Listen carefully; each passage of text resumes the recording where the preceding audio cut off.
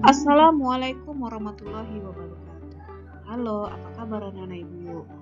Nah, hari ini kita akan mempelajari tentang hakikat mencintai Allah Subhanahu wa taala, khauf, raja, dan tawakal kepadanya.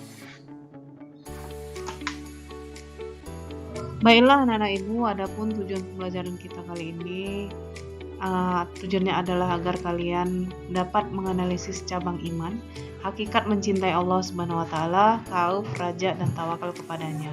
Sehingga meyakini bahwa dalam iman terdapat banyak cabang-cabangnya dan tercermin pada akhlak mulia dalam kehidupan sehari-hari. Kemudian kalian juga dapat menganalisis tanda-tanda mencintai Allah Subhanahu wa taala, khauf, raja, dan tawakal kepadanya. Sehingga meyakini bahwa dalam iman terdapat banyak cabang-cabangnya dan tercermin pada akhlak mulia dalam kehidupan sehari-hari. Tujuan selanjutnya agar kalian bisa membiasakan perilaku cinta kepada Allah Subhanahu wa taala, khauf, raja, dan tawakal kepadanya. Inilah anak-anak ibu, sekarang kita bahas tentang hakikat mencintai Allah Subhanahu wa taala. Cinta adalah perasaan yang suci dan lembut berupa rasa kasih sayang. Perasaan cinta ditandai dengan rasa rindu kepada yang dicintai. Tingkatan cinta tertinggi dan hakiki adalah cinta kepada Allah Subhanahu wa taala. Cinta kepada Allah Subhanahu wa taala atau mahabbatullah berarti menempatkan Allah Subhanahu wa taala dalam hati sanubari yang paling dalam. Allah Subhanahu wa taala telah menetapkan cinta kepada orang-orang yang beriman sebagaimana firman-Nya dalam Quran surah Al-Baqarah surah kedua ayat 165 sebagai berikut. Yang artinya, dan di antara manusia ada orang yang menyembah Tuhan selain Allah sebagai tandingan, yang mereka cintai seperti mencintai Allah. Adapun orang-orang yang beriman sangat besar cintanya kepada Allah. Sekiranya orang-orang yang berbuat zalim itu melihat, ketika mereka melihat azab atau pada hari kiamat, bahwa kekuatan itu semuanya milik Allah dan bahwa Allah sangat berat azabnya, niscaya mereka menyesal. Baiklah, kita lanjut membahas tentang tanda-tanda cinta kepada Allah Subhanahu wa taala. Nah, yang pertama mencintai Rasulullah ya. Kita mencintai Rasulullah itu dengan berselawat, dengan melaksanakan segala sunnah-sunnahnya. Yang kedua mencintai Al-Qur'an. Nah, mencintai Al-Qur'an ini dengan selalu membaca Al-Qur'an dan mengamalkan semua perintah-perintah Allah yang ada di dalam Al-Qur'an. Yang ketiga menjauhi perbuatan dosa. Jadi jangan dekati yang namanya perbuatan dosa apalagi melakukannya. Yang keempat, mendahului perkara yang dicintai Allah Subhanahu wa taala. Jadi kalau sudah masuk waktu sholat, maka segerakanlah sholat.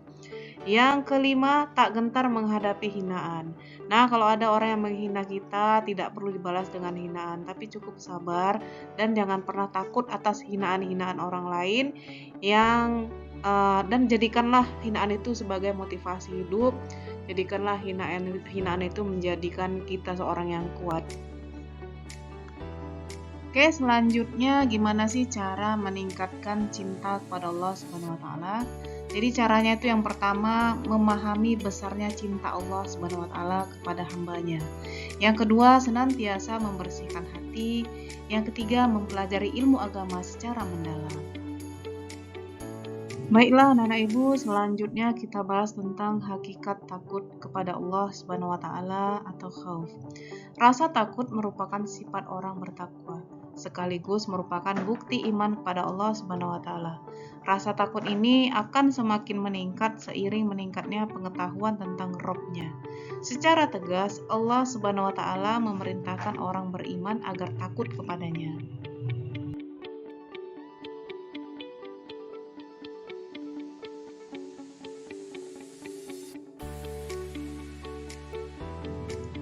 Hakikat takut kepada Allah Subhanahu wa taala atau khauf terdapat pada Quran surah Al-Hajj surah ke-22 ayat 1 dan 2. Yang artinya, wahai manusia, bertakwalah kepada Tuhanmu. Sungguh guncangan hari kiamat itu adalah suatu kejadian yang sangat besar.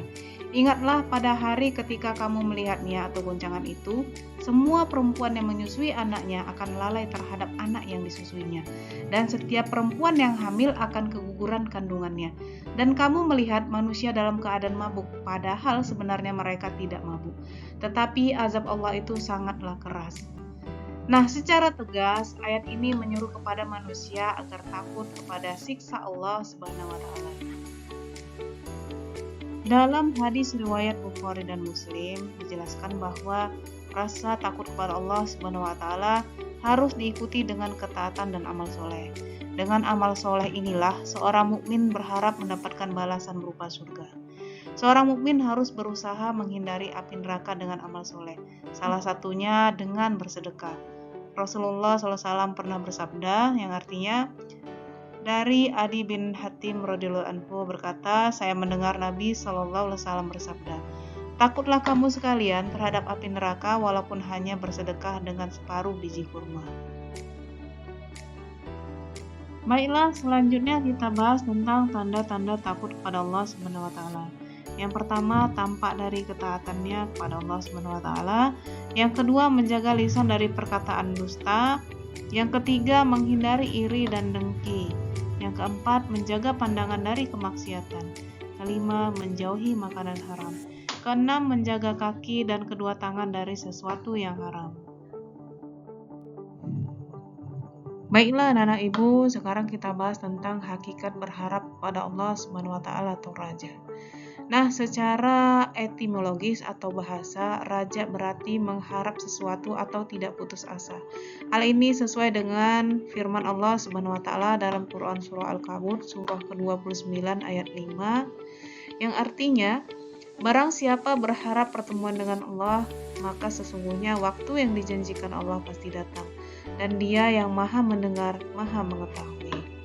Kemudian, raja menurut istilah berarti berharap untuk memperoleh rahmat dan karunia Allah Subhanahu wa taala.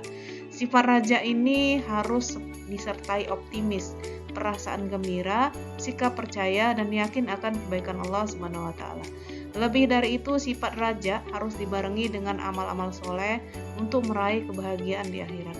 Nah, seseorang yang berharap kepada Allah Subhanahu wa taala tanpa diikuti dengan amal, maka ia hanyalah berangan-angan belaka. Jadi sifat khauf dan raja melekat pada diri seseorang, maka ia tak akan mudah menghakimi orang lain. Sebab semua keputusan ada di tangan Allah Subhanahu wa taala.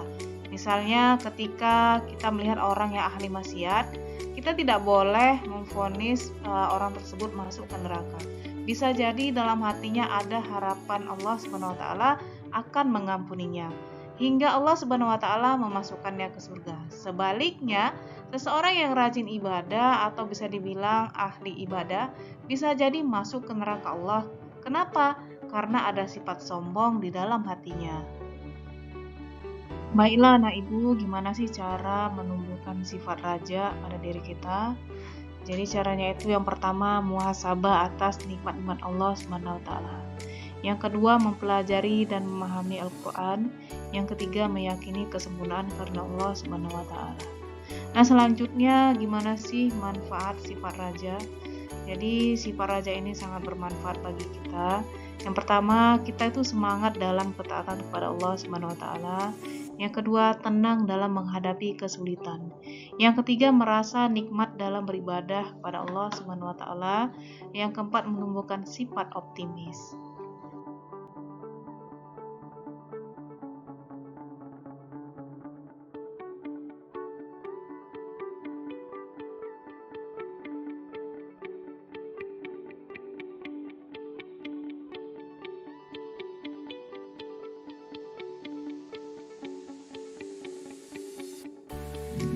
Oke, selanjutnya kita bahas tentang hakikat tawakal kepada Allah Subhanahu wa taala.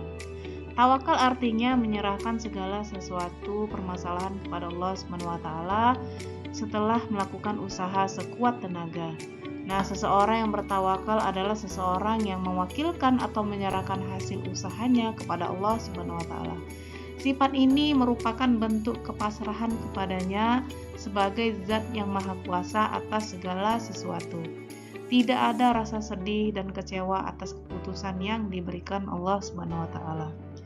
Nah, hakikat tawakal kepada Allah Subhanahu wa taala ini terdapat pada Quran surah Ar-Ra'd surah ke-13 ayat 30 yang artinya, demikianlah kami telah mengutus engkau Muhammad kepada suatu umat yang sungguh sebelumnya telah berlalu beberapa umat, agar engkau bacakan kepada mereka Al-Quran yang kami wahyukan kepadamu, padahal mereka ingkar kepada Tuhan yang Maha Pengasih. Katakanlah, Dia Tuhanku, tidak ada Tuhan selain Dia. Hanya kepadanya aku bertawakal dan hanya kepadanya aku bertaubat. Nah, anak-anak ibu, apa saja sih manfaat dari bertawakal ini? Jadi dengan bertawakal kita mendapatkan manfaatnya, yaitu tercukupinya semua keperluan. Kemudian mudah untuk bangkit dari keterpurukan dan tidak bisa dikuasai oleh setan.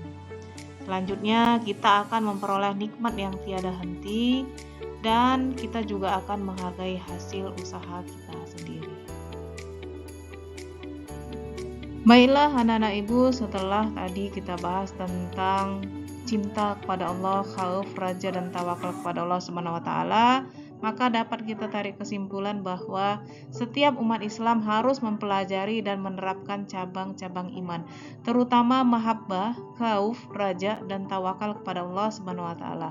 Mahabbah berarti mencintai Allah Subhanahu wa taala, khauf berarti takut kepada Allah Subhanahu wa taala, raja adalah berharap hanya kepada Allah Subhanahu wa taala, dan tawakal berarti berserah diri hanya kepada Allah Subhanahu wa taala.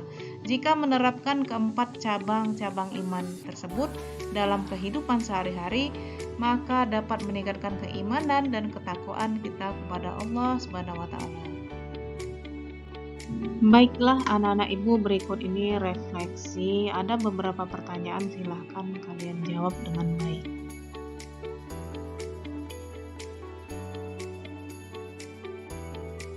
Nah, selesai sudah pembahasan kita hari ini. Jika ada salah kata, mohon dimaafkan. Wabillahi taufiq walhidayah. Wassalamualaikum warahmatullahi wabarakatuh. Tetap semangat.